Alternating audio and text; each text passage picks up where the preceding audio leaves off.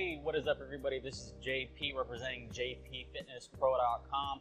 If you want one-on-one training, small group training, online training, or nutrition coaching, please head on over to my website. Again, that's jpfitnesspro.com. I also just recently got a discount code for truenutrition.com. So if you guys like protein powders or other supplements, you can use the discount code JPFitnessPro to get 5% off.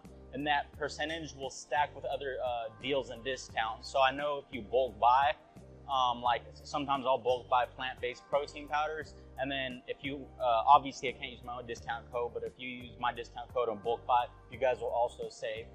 All right, obviously this isn't gonna be a workout video, this is gonna be a beginner tip video. I know a lot of you may fall off at one point when it comes to working out, or you're someone who's just never worked out before. But if you're someone who's never worked out before and you want to start resistance training, any form of resistance training, or if you're someone who's maybe done it before and you're starting again and you want to see the most optimal results, like the best results you can, I'm going to give you some tips that you can use for your workout program that are actually going to help you make gains better. Because a lot of the times people tend to get these things wrong, and you want things that are going to give you heavy returns and then again help promote recovery, which is what we're going to talk about right now.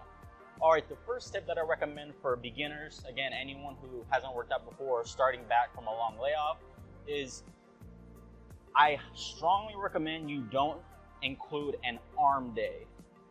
And then kind of coupled in that same answer is I would recommend you don't do that many or any isolation exercises. Now, listen, hear me out first, because I know some of you are already, going crazy and thinking, oh, well, no, I want to do isolation exercises and all these things. Just listen to me. One, I'm not saying that you can't gain muscle doing arms, doing arm exercises. You can't gain muscle on your arms. You can't. That's one thing. Two, I'm also saying that isolation exercises aren't beneficial. That's not what I'm saying. You can gain muscle doing arm exercises on your arms, and isolation exercises can be beneficial. Now, if you're someone who's dead set on doing arm exercises or including some arms, I'll tell you in a little bit how you can incorporate them and still follow these tips. But my reasoning behind not including an arm day or even doing arms at all is, one, there was a study that I read, and if you want link to this study, let me know. If I may or may not link it down below. Again, I don't think you guys would think I'm lying, but if you want the study, I'll definitely send it to you. Just comment down below. But there was a study that showed basically they took beginners and they took compound exercises done on beginners over a period of time, and then they had measured the amount of gains they made. And then they took another group of beginners and did compound exercises, but they also included some arm exercises. I believe so. Well, some arm exercises too. It might have been some isolation exercises, but I think it was specifically for arms. And there were no differences in, muscle growth between the two groups. So again, when you're a beginner, when you're doing compound exercises like bench press, squats, those sort of things, especially with arms, if you're doing pull downs and you're doing, push-ups and you're doing bench press, you really don't need to include any arm exercises. You're going from doing absolutely nothing or returning from doing absolutely nothing from a long layoff. Anything is going to get you to grow. So if you're doing compound movements, your arms are already going to grow. And again, the study that I was talking about basically said that adding arm exercises on top of that is not going to make you grow anymore. And again, the rationale behind that's, fairly, it makes sense. Again, on top of there actually being evidence for this, it makes sense. Anything's going to get a beginner to grow. So when you throw more arm exercises on top of your arms already being hit, the fact that your arms are just getting hit, you're probably going to have a lot of delayed onset muscle soreness. It's probably just too much volume for someone starting out on arms. So again, I don't recommend, you don't need to do arms to make optimal arm growth. If you want to make sure your arms are hit good still, what I recommend is you just doing compound movements that specifically target your arms very well. Like instead of doing too many lat pull downs or pronated palm pull down variations, make sure you include some supinated grip variations so you can really target your biceps. Include some different variations of push-ups and bench press, like close grip variations, things like that, so you can definitely make sure your triceps are hit. Now that's that's me recommending you not do arms at all. Again, I don't recommend, you don't need to. Just do a wide variety of compound movements. You get more bang for your buck doing compound movements anyways. Now, why I don't recommend, okay, let's take this to the next step. Let's just say you want to include arms. Let's just say you're dead set on including arms, and you're like, I'm gonna do arms, I don't care what you say, can you help, give me a tip. So let's just say you're not gonna listen to my tip, which I think you should, but if you're not going to, and you're a beginner and you wanna do arms, I recommend you, one, include your arms on your upper body days. Include them, so don't have a devoted arm day. I'll talk about that in a little bit. Just include them on your upper body days. And then two, do low volume arms. Just maybe do one exercise on biceps and triceps, 2 sets each. That's all you need. You don't need a bunch of sets and exercises. You're literally icing on the cake right there. It's like anything more than that is straight overkill. You don't need any more arms than that. Now, I really recommend you don't do a whole devoted arm day. If you're gonna do arms, if you're gonna ignore my advice and just do arms anyways, do them on your upper body days at the end. Don't give yourself a whole arm day. If you're gonna do a whole arm day, again, you're not gonna see optimal benefits. Someone just starting out, again, you're probably gonna have high delayed onset muscle soreness. Your body's gonna be more in probably a state of recovery than it is building. So if you have a whole arm day, you're not gonna be able to do any upper body workout before or after that arm day, because if you do it the day before and you do arms the next day, you're hitting your arms twice. You're giving it no time to recover. This is, again, not a smart idea for someone just starting out or coming back from a long layoff. And two, you can't do anything the day after because it's same reasoning. You're not giving your arms any day to rest. So if you're having arms on Tuesday, let's just say you do arms on Tuesday, you shouldn't hit any arms on Monday and you shouldn't hit any arms on Wednesday. And compound movements hit arms a lot. Doing any upper body compound movements Monday or Wednesday is not a good idea. You're shooting yourself in the foot essentially. So now you've devoted 3 days of your week on just 2 small muscle groups, which makes absolutely no sense. So again, I just don't recommend you do arms, and if you do low volume at the end of your upper body workouts, but you don't even need to do arms, just have smart choices when it comes to compound movements. That's one big tip I recommend for beginners. The second tip is I recommend you do higher frequency, lower volume workouts.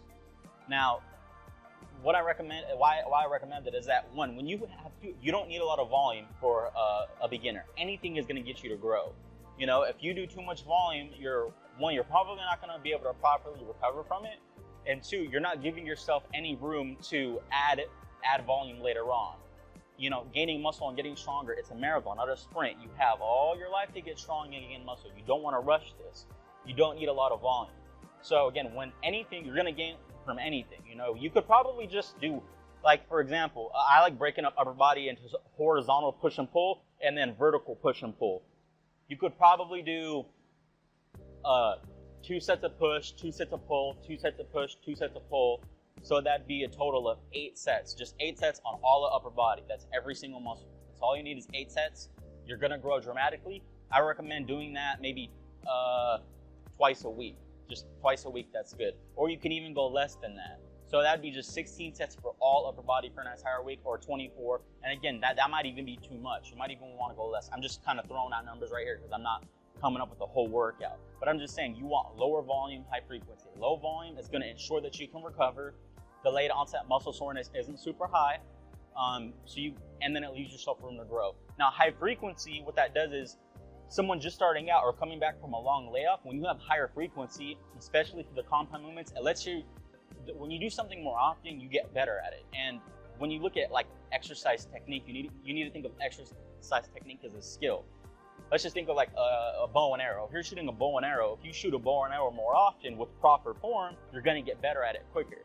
So when you do something with high frequency, you're going to get better at those lifts quicker. So if you're someone just starting out or coming back from a long layoff, that's exactly what you want. You want to get skilled in these movements as quickly as possible. You know, the quicker you can get better at them, you have decreased chance for injury. And then also too, when you get better at an exercise, I'm assuming you're getting tighter, you're getting more stable, which means that later on in your training career, you're going to be able to lift more loads. So low volume, high frequency. And then the last tip that I recommend for beginners is you don't need to train to failure. You don't need to train to failure. So So yeah, again, talking in terms of RPE, rating of perceived exertion, RPE is just a scale of 1 through 10. A 10 being you trained to failure, a 1 through 4 meaning you were really far from failure, a 5 reps away from failure, a 6 is 4 reps away from failure, and a 9 would be like 1 rep from failure. Again, you can look up RPE anywhere. Maybe I'll do a whole video on just explaining RPE for beginners and people who don't know. But essentially, this last tip is you don't need to train to failure. I recommend you stop when the sets start to get hard, when you start to feel yourself slow down. So I recommend you stop then if your set starts to slow down and it starts to get hard, or whichever comes first, or your technique starts to falter. So if you're doing, especially on exercises like the squats, if you're finding yourself dropping too fast on the eccentric, you start shaking to the point where your form's faltering, I would just stop. Again, if you're someone coming back from a long layoff or you're a beginner, these habits that you're doing early on are going to be ingrained for way later on in your training career. So if you develop bad habits right now, it's gonna basically kind of bite you in the ass later on in your training career. I've had a lot of people that I worked with that what happens is they'll come and work with me and they've done like dance videos, or they'll do things like P90X, or they'll do training videos like that before they come work with me one-on-one. And when they go down into a squat, they do the little pulse at the bottom of the squat. And I see this very often. And I ask them, oh, you do training videos, don't you? And then they say, yeah, I've done videos on squats. And then that pulse is just ingrained. And that pulse at the bottom of the squat, where whatever training technique, I'm not a big fan of it, but whatever training technique you use for that, fine. But when you're doing that on like heavy back squats, you don't want to do a little pulse. And that habit is just ingrained in them. It's very hard for them not to do that. So again, you don't need to train to failure. So just stop short of failure. You want good technique. So stop when your technique starts to falter, or stop when the set starts to get hard. So if it's an exercise that's not very technical, not crazy technical, maybe a lat pull down, that exercise you might not hit technique failure, but I don't recommend you go to rep failure either. I would just recommend you stop when it starts to get fairly hard.